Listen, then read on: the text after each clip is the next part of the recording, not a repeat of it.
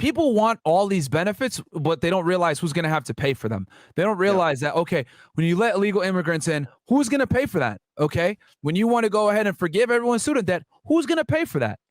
You know, and they don't understand the concept of consequences. Okay. You want pros, but with pros, there's always going to be cons. You can't have it all. You can't. No. Okay. No. It's incredible to me how people think that they should be able to get the utmost of something while simultaneously not having to forego something else. That's just the way things work. If you're getting a plus, there's always going to be a negative. There can be no yin without no yang. When there's an up, there must be a down. And people think it's only upside, no negative. And that's exactly what we break down to people on a daily basis. You do it with Hose, I do it with the law, and sometimes we do it together here on Fed and we break down these prosecutions. So I mean, that's why we're here, Myron. So yeah, no, absolutely, man. Great. Giving people the reality of what the hell's going on here. But no, I think it's hilarious just to get my personal way in. I think it's hilarious that they ship these guys off to these sanctuary states. I think it's fucking great, and the memes are fantastic. If you guys haven't seen some of these memes. Like the Obama's faces over the McCluskeys with the guns, you know, the guys who are out there on the lawn with the guns. It's the Obama's faces in Martha's Vineyard. It's hilarious. I mean, it's absolutely hilarious that they sent them specifically to Martha's Vineyard, one of the most affluent places in the United States. Yeah. And they said, oh, we don't have the resources. Are you kidding me? Yep.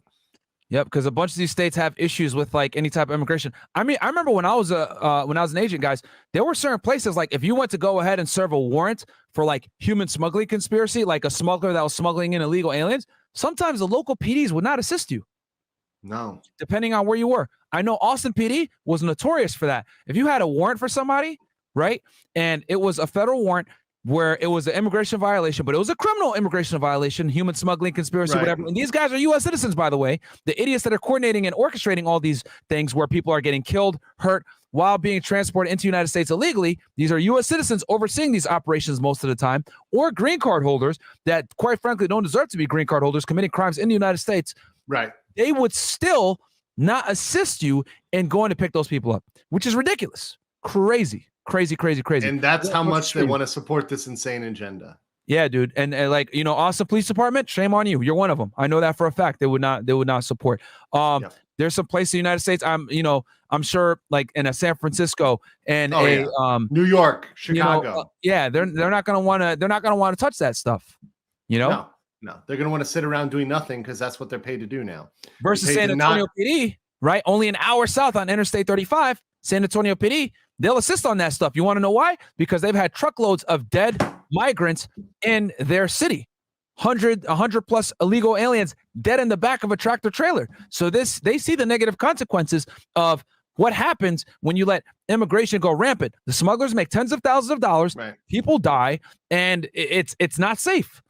So they take a stand on it. They're like, no, we're going to aggressively assist the feds in going ahead and getting these smugglers that are responsible. Remember, guys, when you do these criminal investigations, you're not necessarily going after the illegal aliens. You're going after the people that facilitate the importation and smuggling and harboring of these people, because what happens is they end up dying a lot of the times because these people aren't there like, okay, there's codes and regulations to our human smuggling conspiracy. Let's make sure that we get these guys in safe. No, they put them on the back of trucks in 100-degree plus weather. Well, they're on top of each other. They can't breathe. They're smuggling them through the brush with coyotes and wildlife with no water. They die a lot of times of heat exhaustion. They leave them to die a lot of times. If someone can't keep walking, they don't sit there and be like, oh, let me help you, whatever. No, fuck guys, a lot of the times leave the aliens there that are dying or can't continue walking to die in the brush. You know how many dead bodies I've seen of children and families? See, but they're not going to talk about this on these channels. They're going to talk about, oh, people should be allowed in and all this other stuff. Listen, man, I have no problem with the American dream. People should be given the opportunity to come to the United States. There's legal ways to do that. There's legal ways to do that, right? There's plenty of legal ways. And it's not fair to all the people who are waiting in line, that have been waiting in line, and you just cut the line because, hey, I was able to walk over here, right? I was able to walk over a border because Biden said I could do it, right? Because Biden said the border is open. Yeah. Wild, bro. Wild. And what happens is you let these illicit organizations make tons of money. And the other thing too, you know how many terrorists have been smuggled into the United States, right? Through the southwest border that people don't know about because we've thwarted attempts. You know, me, including myself, I've thwarted attempts where they've tried to fucking bring people in that had issues, if you know what I'm saying. from the high side, where they were involved in some particular activities that may or may not endanger U.S. national security, and these motherfuckers are coming in. It's not like the cartels are like, yeah, bro, you're a terrorist. We're going to screen you. We're not going to let you. You know what they do with those fucking guys? I've talked about this. With Chinese nationals, Russians, Arabs, people from the Middle East, etc. They just charge them more. They're considered exotics. They charge them. Chinese, the going rate, $60,000. Arabs, $80,000 to $100,000. Russians, similar. Right. They still bring them in. They just charge them a lot more money. Yep. So, but they're not talking about this. They're not telling y'all about this. They're saying immigration, yes, but they're not talking about all the crazy people that come in. I can't tell you guys how many times where we've caught a load and there were several convicted felons in that load of illegal aliens that were trying to come into the United States, child molesters, criminals, robbers, drug dealers, people that had been deported multiple times, which is felony, people that have killed people all the time. You know? But anyway, that's a whole other thing. Not to make this an immigration debate, but no, it's a good one. It's a good topic. It's going on right now. And look, that's something. Immigration is something that I think is at large going to be a way larger issue for this country. It's going to last way longer than this Trump debate. This Trump search warrant's going to last. So it's a very important thing to bring up, and I think it's a very important issue for America politically to resolve. It's not going to go away because we ignore it. And this is coming from a guy that's a first-generation American, guys. My parents immigrated here in the 80s.